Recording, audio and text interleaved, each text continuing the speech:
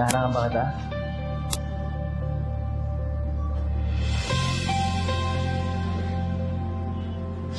Hindi ka ba magagalit? O maiinis? Alam mo, that's why you always end up as being the victim. Hindi ka marunong lumaban.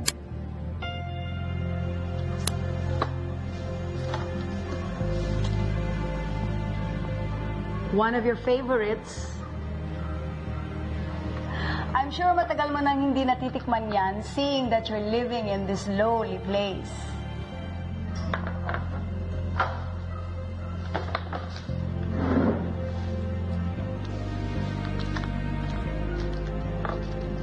Hello, brother dear.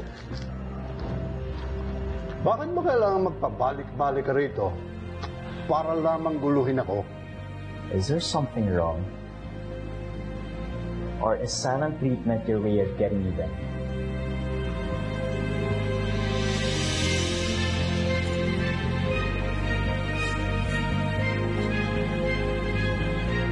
Adriana, what the hell are you doing here? Kaya ba hindi mo sinasagot ang mga tawag ko, Stefan? Dahil sa babaeng to? Dahil nga kay Natalia. Kailangan ka niya. You're lying. On the contrary, kilala mo ang asawa mo? Wala siyang kaamor-amor kay Natalia. At ang pobre mong anak na binugbog ng asawa at nanakawan ng anak ay ayun, hindi magkamayaw sa paglutas ng mga problema. Huwag mo naman akong insultuin ng ganito. At ikaw naman babae ka. Dati ang mami ko. And now si Stefano? Ano ba talagang gusto mong mangyari? Ha? Adriana, stop making a scene. No! Dahil sumusobra na talaga itong babae. Sumusobra na talaga. Adriana!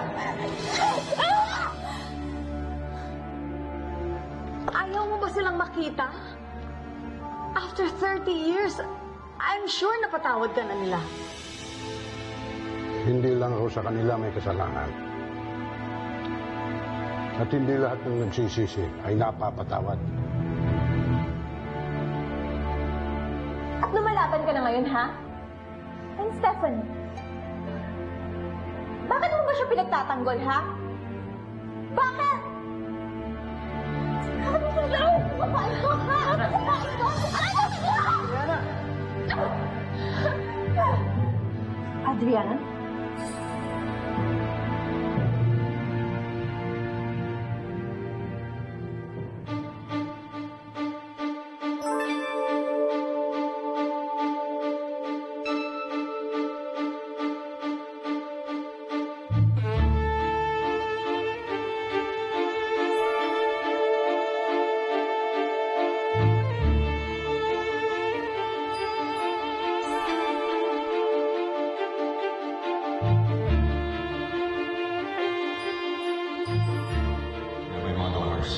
Opo, sir.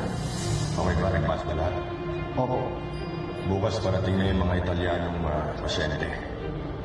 Kailangan makuha yung mga organs na kailangan i-transplant.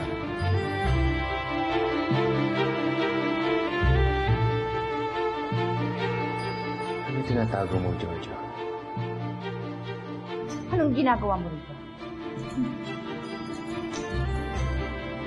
Hindi ka nalang baka desperado para kukupin tong babae to? Itong basahan na to? Adriana. Adriana, just leave. At Stefan, pati ba naman ikaw? Adriana, please. Huwag kang umiksena dito. Stefano is my image model, my newest image model. Kaya huwag kang magsalita ng ganyan. Stefano, ganun na lang ba kalaki ang galit mo sa mami? Para lang kampiyan yung mga kalaban mo. I can do whatever I want. I'm a freelancer. At gusto mo to? Ang makatrabaho tong sinungaling na to at ang pangit na to. Adriana, please. Pag-usapan natin ito ng maayos. You know what? Magsama-sama kayo tatlo. I hate all of you! Tanda kayo. Adriana!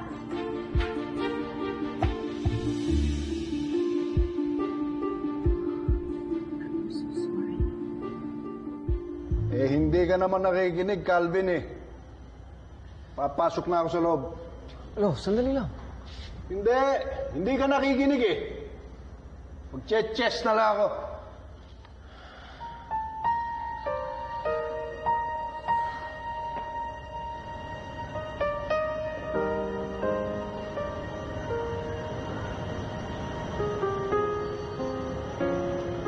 Calvin, okay ka lang ba? Oo. Sige, may meeting pa ako doon. Clinic, sige. Calvin, sorry kung nabigla kita nung isang araw. It's just that, ever since nung lumipat ako sa States, ikaw pa rin ang naiisip ko. Sige, kailangan ko nang umalis talaga. Calvin, may natitira pa bang pagmamahal sa puso mo para sa akin?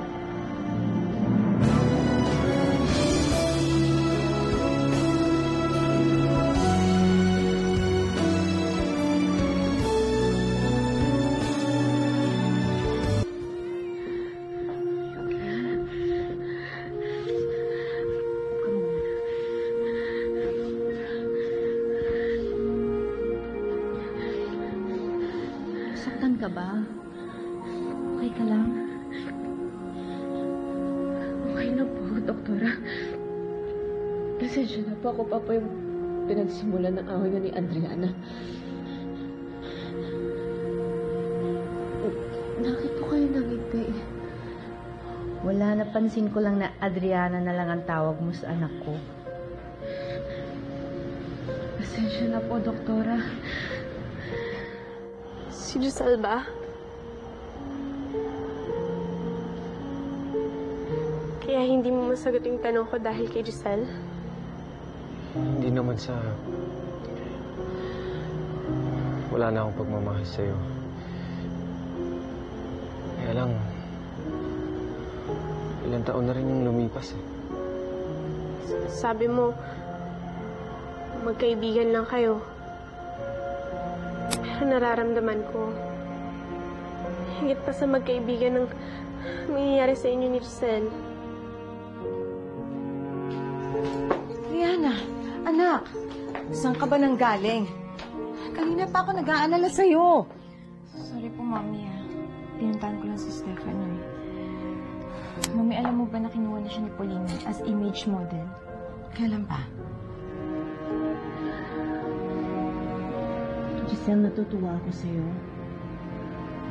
Natutuwa ako sa pagbabago mo dahil hindi ka na nagpapaapi. Walang may karapatan na manakit sa'yo. Tama yun. Hindi ka dapat magpaapi. Sabi niya sa akin, yun yung inalok sa kanya ng amo niyang doktor. Danica, kung pwede lang,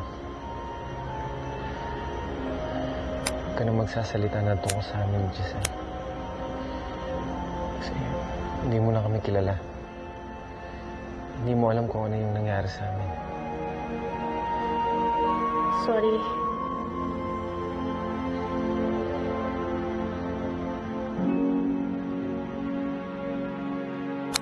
Hindi ko rin alam, Mami. Pero ang masama doon, magkasama na sila ng buwisit na Giselle na yun. Mami, parang pinagkakaisa nila tayo eh. Wala ka bang gagawin na paraan para mapigilan sila? Mami? Huwag mo na lang silang pansinin. Hindi ko nga po alam kung bakit ko nagawa yun eh. Basta nagawa ko na lang. Dahil buong buhay mo, nakaranas ka ng paghihirap dahil sa mukha mong yan. Iniwan ka ng totoong mga magulang mo. Inapi ka ng nag-ampun sa'yo at hanggang ngayon, inaapi ka ng mga herera. Pero, Mami... Tama na. Huwag mo nang dagdagan ng problema ko, Adriana. At isa pa, tigilan mo na yung kakaalis-alis mo. Dahil pati yun iniintindi ko.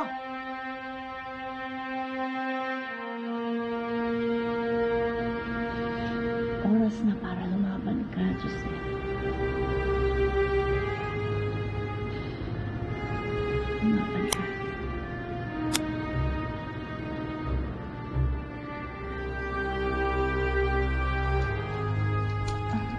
Mommy, I'm sorry. Hindi ko na po ulitin. I'm sorry din, anak. Napagtaasan kita ng boses. Naiintindihan ko naman po, Mommy. Kasalanan ko naman po talaga.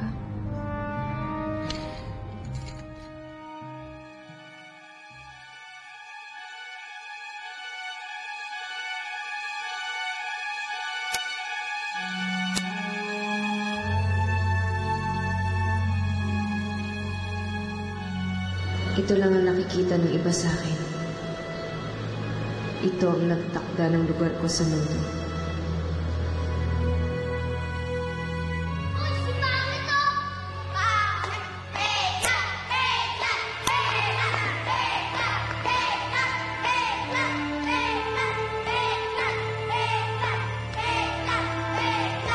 Hindi sa batang to.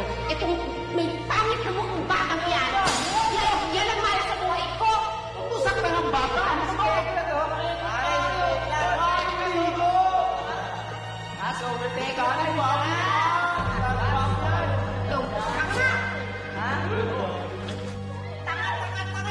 Dahil buong buhay mo, nakaranas ka ng paghihirap dahil sa mukha mong yan.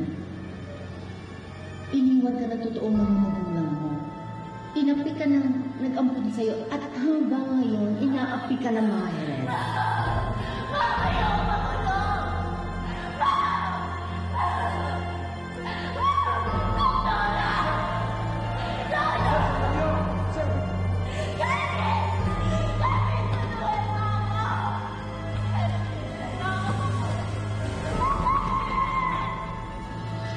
Oras na para lumaban ka, Giselle. Lumaban ka.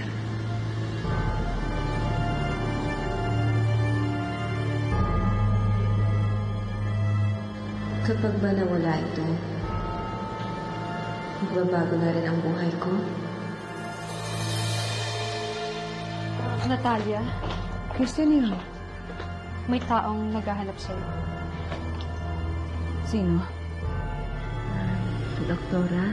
Yes? Yung pong ino-offer niyo sa akin,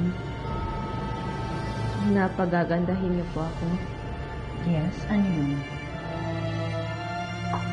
Halika, tuloy kayo.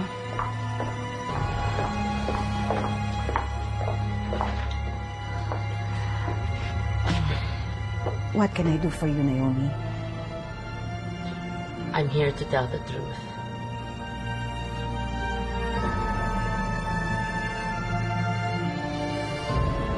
Tinatanggap ko na po.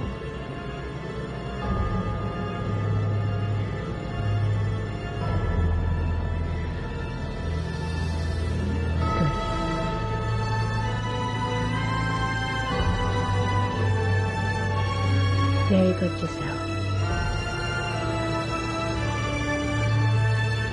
Very good.